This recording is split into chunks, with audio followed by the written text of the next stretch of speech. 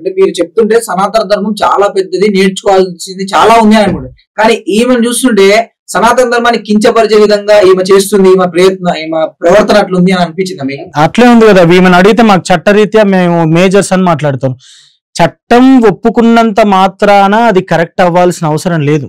చట్టరీత్యా నేరం కాదు, కాకపోవచ్చేమో రాజ్యాంగబద్ధంగా మేము ఉన్నాము, ఆమె మేజరు నేను మేజరు, ఏమన్నా చేసుకోవచ్చు, ఆ ఇద్దరం ఇట్లా ప్రేమ ఇదంతా మాట్లాడుతూ ఉండొచ్చు. ఆర్టికల్ 19 ప్రకారం, ఆర్టికల్ 14 ప్రకారం 18 సంవత్సరాలు దాటితే అమ్మాయికి ఫ్రీడమ్, అబ్బాయికి ఫ్రీడమ్, వాళ్ళిద్దరు పెళ్లి చేసుకోవచ్చు, కలిసి ఉండొచ్చు, ఏమైనా చేయొచ్చు అని మన రాజ్యాంగం ప్రకారం ఉంది. మరి ఎందుకు సమాజం దీన్ని యాక్సెప్ట్ చేయట్లేదు? చేయదు. ఎందుకంటే ఇది ఒక విష సంస్కృతి. మిగతా వాళ్ళందరం మనం ఒక రకంగా ఉన్నాం. ఇంటికి వెళ్తాము, అమ్మ నాన్న, అమ్మ స్త్రీలింగం, నాన్న పుంలింగం. ఏదో ఎవరో సినిమా తీశారు లెస్బియన్స్ గురించి, ఓ కల్చర్ ఉంది, ఇది కూడా ఓకే అని విదేశీ సంస్కృతి మొత్తం కూడా ఒప్పుకుంది. వాళ్ళు ఒప్పుకున్నారు, వీళ్ళు ఒప్పుకున్నారు. ఒప్పుకుంటే ఏంటి, దీని ఇప్పుడు మేము చేసుకోవాలా?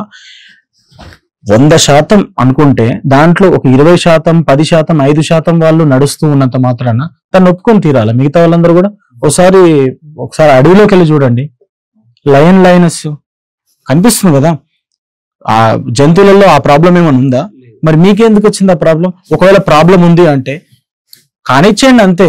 దాన్ని ఎందుకు ప్రచారం చేస్తారండి డంకా బజాకర్? ఎందుకు? తప్పు లేదు అని మళ్ళీ తప్పు లేదు, తప్పు ఉందో, నీది చాలా చాలా తక్కువ మంది ఉన్నారు. మీరు ఎక్కువ మంది ఏం గారు, మీరు చేసుకోవచ్చు, ఏదో లోపల చేసేసుకోండి. దాన్ని ప్రచారం చేయాలి. ఈ అఘోరి గురించే మాట్లాడదాం, వర్షిని గురించి మాట్లాడదాం. 150 కోట్ల పాపులేషన్ ఉంది భారతదేశం. దాంట్లో ఈమె ఎవరు? ఈమెను అంతగా చూపించాల్సిన అవసరమే ఉంది. వర్షిని వాళ్ళ తల్లిదండ్రులు ఆమె పట్టించుకోవాల్సినటువంటి విషయం ఇది. అలా ఒకవేళ వర్షిని గనక ఆమె మానసికమైనటువంటి స్థితి, దుర్బలత, ఏదైనా ప్రాబ్లం, వీక్నెస్ ఉంటే ఆమె కాన్సిక్వెన్సెస్ ఫేస్ చేయాల్సిందే. అంటే ఇప్పుడు వర్షిని అనే అమ్మాయికి కూడా దాదాపు 15 మంది అబ్బాయిలు వెంటబడ్డారంట. సరే, ఆ అబ్బాయిల్ని దూరం పెట్టి ఈ అఘోరి దగ్గరికి వెళ్లాల్సిన అవసరం ఏముంది? అదే ఆమె యొక్క మానసికమైనటువంటి స్థితి. ఇప్పుడు చాలా మంది చూస్తున్నాం కదా, ఇంత ముందుకు ఇట్లాంటి లెస్బియన్స్ ఈ రకమైనటువంటిది అసలు మాట్లాడే చాలా హీనంగా చూసేవాళ్ళు. వాళ్ళ మీద సినిమాలు వచ్చినాయి. ఓకే, మేము కూడా జనరల్ గా ఇదే కల్చర్ జరుగుతూ ఉంటది కదా సొసైటీలో, ఇక్కడ గానీ ఇంకా బయటనైనా ఏదైతే వద్దు, వేస్ట్, పనికిరాంది, అనగారింది, ఇంకా వేస్ట్ అన్నట్టుగా ఉన్నటువంటి వాటి గురించి సినిమాలు తీస్తారు. ఇది కూడా బాగుంది, ఇది కూడా మంచిది అన్నట్టుగా కొత్తగా అనిపిస్తూ ఉంటది. మిగతా దాంట్లో కూడా ఉండేటటువంటి వాళ్ళు దీంట్లోకి వచ్చేస్తూ ఉంటారు. డిస్టర్బెన్స్ తప్ప ఏం లేదు. అంటే హిందూ ధర్మంలో గాని, సనాతన ధర్మంలో గాని అమ్మాయి పెళ్లి చేసుకోవాలి, అబ్బాయి పెళ్లి చేసుకోవచ్చు అనేది ఏమైనా ఉందా? హిందూ, ముస్లిం, క్రిస్టియన్స్ కాదు, ప్రపంచంలో ఎక్కడికి వెళ్ళినా కూడా భార్య, భర్త, మొగుడు, పెళ్ళాలు అంతే. మ్యారేజ్ అనేటటువంటిది ఎవరికి ఉంటుంది? భార్య భర్తలు. అంటే ఏంటి? పెళ్ళైన తర్వాత భార్య భర్తలు అవుతారు అంటే స్త్రీ పురుషులే కదా. ఇది సాధారణమైనటువంటి విషయం, సహజమైనటువంటి విషయం, జంతువులను చూస్తే తెలిసేటటువంటి విషయం. అయితే వీళ్ళ జెనెటికల్ గా ఏదైనా ప్రాబ్లం ఉంటుంది, ఓకేనా? జెనెటికల్ గా ఉండేటటువంటి ప్రాబ్లం ని మనం అర్థం చేసుకోవాలి, సమాజం అర్థం చేసుకోవాలని కొంతమంది మంచిగా సినిమాలు తీస్తారు, లేదంటే సోషల్ మీడియాలో కొంతమంది చెప్తూ ఉంటారు. వాళ్ళ జెనెటికల్ గా ప్రాబ్లం ఉన్నప్పుడు ఇలా మేము బ్రతకాలనుకుంటాం.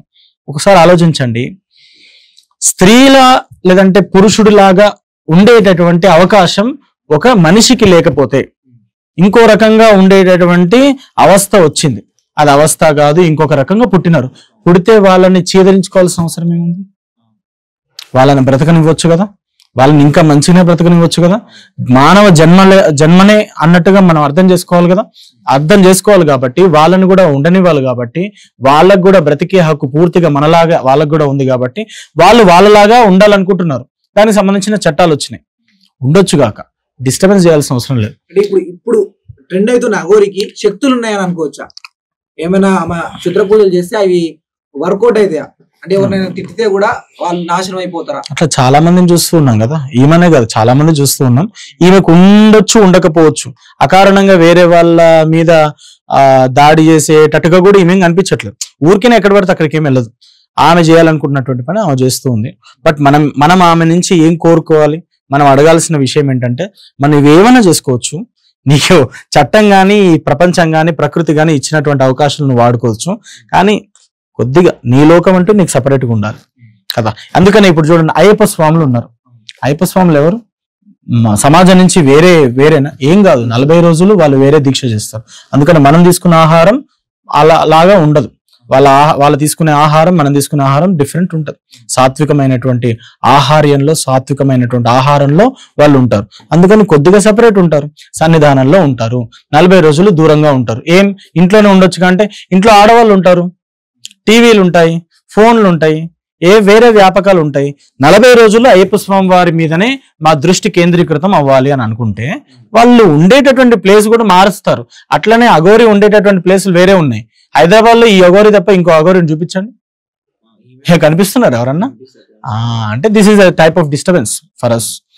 ఆమెకి ఓకే, ఆమెకి ఎట్లుందో పర్వాలేదు, మనకు తెలియదు. కానీ మనకు మాత్రం ఒక రకమైనటువంటి అసలు ఫోన్ లో కనిపిస్తా ఉంటేనే తీసేస్తా ఉన్నాం. ఏంది అఘోరా కనిపించినా కూడా చాలా మంది అఘోరాలు పచ్చి మాంసం తింటారు అని అంటారు. కానీ ఇక్కడ ఏమో బడ్వైజర్ బీర్లు తాగుతుంది, ప్రూఫ్ గా బిర్యానీ కావాలంటుంది, మందు తాగుతుంది. అంటే ఇదంతా ఉందా? చెప్పినాం కదా, వామాచారం అనేటటువంటిది ఉంది. ఇది ఒక రకమైనటువంటి కాంట్రవర్షియల్ విషయం. వెజ్ పూజలు ఎట్లున్నాయి, నాన్ వెజ్ పూజలు అట్లున్నాయి. ఉన్నాయా లేవా అంటే ఉన్నాయి. తెలంగాణలో ఆదివారం మంగళవారం గ్రామ దేవతల దగ్గర కోయట్లేరా? అమ్మవారికి నివేదన చేస్తున్నామా చేయట్లేమా? ఉన్నాయా అంటే ఉన్నాయి. ఈమె తీసుకున్నది అది ఒకటేనా అంటే అది మనం ఆలోచించుకోవాలి. నాన్ వెజ్ పూజలు లేవు అని మనం ఏం చెప్పక్కర్లేదు. గ్రామ దేవతల దగ్గర చేసేటటువంటి పూజలన్నీ కూడా పక్కా నాన్ వెజ్ పూజలే. కాకపోతే అక్కడ మైదునం జరుగుతుంది, వివస్త్రలుగా ఉన్నాయని మనం ఊర్లలో ఎల్లమ్మ తల్లి పండగలకు వెళ్ళట్లే మనం. అక్కడ ఏం జరుగుతుంది? ఇదంతా అక్కడ జరుగుతుందా? నాన్ వెజ్ అనేటటువంటిది ఉంటుంది, ఆల్కహాల్ అనేటటువంటిది ఉంటుంది. అది గ్రామీణ వాతావరణంలో భాగంగా ఉంది.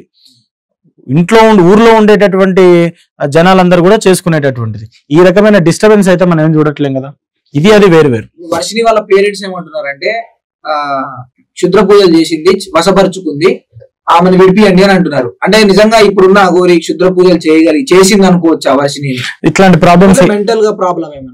ఇలాంటి ప్రాబ్లమ్స్ ఎవరైనా కూడా ఎవరు దీనికి సంబంధించిన బాధ్యత తీసుకోవాలంటే సనాతన ధర్మం ఆమె వాడుతుంది కదా,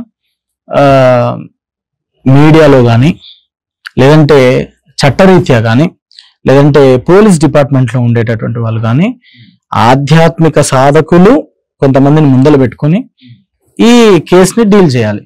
అట్లా గాలికి వదిలేస్తే అయ్యేటటువంటిది కాదు. మేము బ్రతుకుతాము అని అంటున్నారు వాళ్ళు. ఇప్పుడు జరిగేది అదే, ఇప్పుడు ఆ ప్రాసెస్ అదే జరుగుతుంది. ఆధ్యాత్మికంగా మంచి నిష్ణాతులైనటువంటి వాళ్ళు ఈ పోలీస్ డిపార్ట్మెంట్, తర్వాత లా డిపార్ట్మెంట్, ఇట్లా వీళ్ళందరినీ ముందలు పెట్టుకొని మాట్లాడుకొని ఒక రకంగా ఆమెకు న్యాయం చేయాలి. రేపటి నాడు ఏమైనా ప్రాబ్లం అయితే ఎవరు దానికి కాన్సిక్వెన్సెస్? తల్లిదండ్రులు మేము నిస్సహాయులు అన్నట్టుగా వాళ్ళు అంటూ ఉన్నారు. ఇదంతా కూడా ఆమె మానసికమైనటువంటి సమస్య, దానికి ఎవరు బాధ్యులు కారు.